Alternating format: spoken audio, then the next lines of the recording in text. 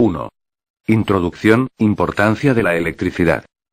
La electricidad es una de las principales formas de energía usadas en el mundo actual. Sin ella, no existiría iluminación conveniente ni comunicaciones de radio y televisión, ni servicio telefónico y las personas tendrían que prescindir de aparatos eléctricos que ya llegaron a constituir parte integrante del hogar. Además, sin la electricidad el campo del transporte no sería lo que es en la actualidad. De hecho, puede decirse que la electricidad se usa en todas partes. 2. Introducción. Historia. Aunque solo en los tiempos modernos la electricidad empezó a ser útil, los griegos ya la habían descubierto desde hace 2000 años. Observaron que un material que nosotros conocemos como ámbar se cargaba con una fuerza misteriosa, después de frotarlo contra ciertos materiales. El ámbar cargado atraía a cuerpos livianos tales como hojas secas y virutas de madera. Los griegos llamaban al ámbar electrón, de donde se ha derivado el nombre de electricidad. Alrededor del año 1600, William Gilbert clasificaba los materiales en eléctricos y no eléctricos, según se comportara como el ámbar o no. En 1733, un francés, Charles Dufay, observó que un trozo de vidrio eléctricamente cargado atraía a algunos objetos también cargados pero que repelía a otros objetos cargados. Concluyó entonces que existían dos tipos de electricidad. Hacia la mitad del siglo XVIII, Benjamin Franklin llamó a estas dos clases de electricidad positiva y negativa. 3. Introducción. ¿Qué es la electricidad? En la época de Franklin, los hombres de ciencia consideraban que la electricidad era un fluido que podía tener cargas positivas y negativas. Pero actualmente la ciencia considera que la electricidad se produce por partículas muy pequeñas llamadas electrones y protones. Estas partículas son muy pequeñas para verlas, pero existen en todos los materiales. Para que lo puedas comprender, debemos explicar primeramente la estructura de la materia. 4. Estructura de la materia. ¿Qué es la materia? Todo lo que se puede ver, sentir o usar es materia. En realidad, la materia es cualquier cosa que tenga peso y que ocupe espacio. Puede encontrarse en la forma de un sólido, un líquido o un gas. La roca, la madera y el metal son formas de materia sólida, como lo son el agua, el alcohol o bien la gasolina, líquidos, y no lo son menos el oxígeno, el hidrógeno y el dióxido de carbono, gases. 5. Estructura de la materia. Los elementos. Los elementos son los materiales básicos que constituyen toda la materia. El oxígeno y el hidrógeno son elementos, lo mismo que el aluminio, el cobre, plata, oro y mercurio. En efecto, existen poco más de 100 elementos conocidos, 92 de los cuales son naturales y los demás son artificiales, o hechos por el hombre. En los últimos años, se han obtenido varios de estos elementos nuevos y se espera que el hombre los irá produciendo en número aún mayor. Todo lo que nos rodea está formado de elementos, pero ellos mismos no pueden ser producidos por la simple combinación química ni por la separación de otros elementos. 6. Estructura de la materia. Compuestos. Desde luego hay muchos más materiales que elementos. Esto se debe a que los elementos pueden combinarse para producir materiales cuyas características son totalmente distintas de las que tienen los elementos constitutivos. El agua, por ejemplo, es un compuesto formado por los elementos hidrógeno y oxígeno. La sal de mesa ordinaria está formada por los elementos sodio y cloro.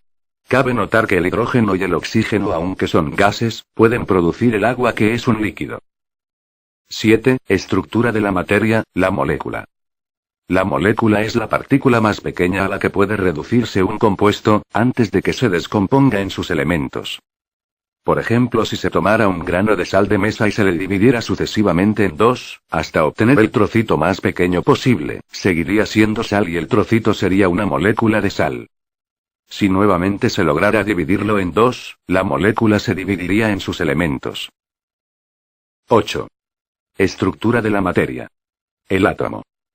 El átomo es la partícula más pequeña a la que se puede reducir un elemento y que conserva las propiedades de ese elemento. Si una gota de agua se reduce a su tamaño mínimo, se producirá una molécula de agua. Pero si la molécula se redujera aún más, aparecerían átomos de hidrógeno y oxígeno. 9. Teoría atómica. Estructura del átomo. Ahora bien, si el átomo de un elemento se divide aún más, este elemento deja de existir entre las partículas que quedan. Estas partículas más pequeñas, se encuentran presentes en todos los átomos de los diferentes elementos.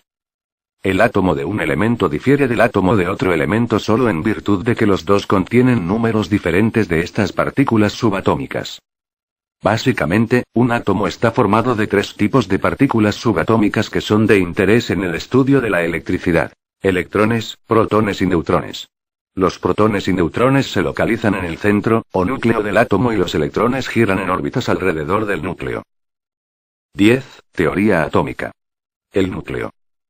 El núcleo es la parte central de un átomo. Contiene los protones y neutrones del átomo. El número de protones en el núcleo determina la forma en que el átomo de un elemento difiere de otro.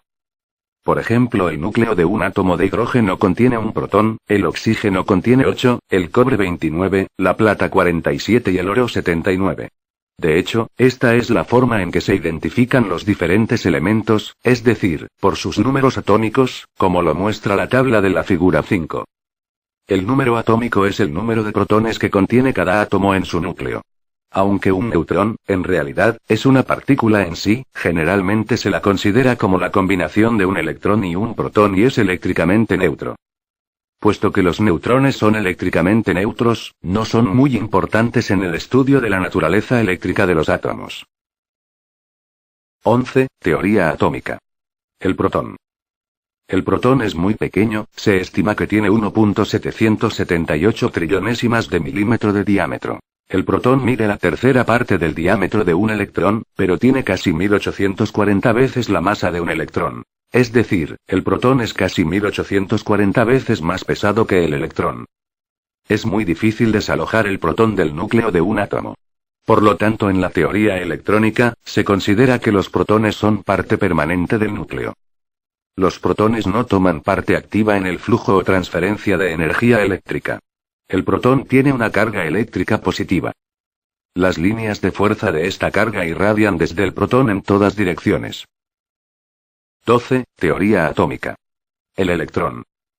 Según se ha explicado anteriormente, el electrón tiene un diámetro 3 veces mayor que el del protón, o sea, aproximadamente 5.588 trillonésimas de milímetro. Pero es 1840 veces más ligero que el protón. Los electrones son más fáciles de mover. Son las partículas que participan activamente en el flujo o transferencia de energía eléctrica. Los electrones giran en órbitas alrededor del núcleo de un átomo y tienen cargas eléctricas negativas. Las líneas de fuerza de estas cargas vienen desde todas partes, en forma radial, directamente hacia el electrón. 13. Cargas eléctricas. Ley de las cargas eléctricas. La carga negativa de un electrón es igual, pero opuesta, a la carga positiva de un protón. Las cargas de un electrón y un protón se llaman cargas electrostáticas. Las líneas de fuerza asociadas con cada partícula producen campos electrostáticos. Debido a la forma en que interactúan estos campos, las partículas cargadas pueden atraerse o repelerse entre sí. La ley de las cargas eléctricas dice que las partículas que tienen cargas del mismo tipo se repelen y las que tienen cargas diferentes, se atraen. Un protón, positivo, repele a otro protón, positivo, un electrón, negativo, repele a otro electrón, negativo, un protón, positivo, atrae a un electrón, negativo. Debido a que los protones son relativamente pesados, tiene muy poco efecto la fuerza de repulsión que ejercen entre sí dentro del núcleo del átomo. 14. Cargas eléctricas. Cargas atómicas. Normalmente, un átomo contiene el mismo número de electrones y protones, de manera que las cargas iguales y opuestas, es decir, las negativas y positivas, se equilibran entre sí, y hacen que el átomo sea eléctricamente neutro. Ahora bien, según ya se explicó, lo que le da al átomo de un elemento sus propiedades características, es el número de protones que tiene en el núcleo. Pero el número de electrones puede variar. Si un átomo contiene menos electrones que protones, tendrá una carga positiva. Si tiene más electrones que protones tendrá una carga negativa. Los átomos cargados reciben el nombre de iones. 15. Cargas eléctricas. Materiales eléctricamente cargados. Cuando en un trozo de material eléctricamente neutro muchos átomos pierden o ganan electrones, el material queda cargado. Hay muchas maneras de producir estos cambios en los átomos, según se explicará más adelante. El método que descubrieron los antiguos griegos fue el de la fricción. Por ejemplo, si se frota una varilla de vidrio con un trozo de seda, la varilla de vidrio le donará algunos electrones a la seda. La varilla de vidrio se cargará positivamente y la seda quedará cargada negativamente.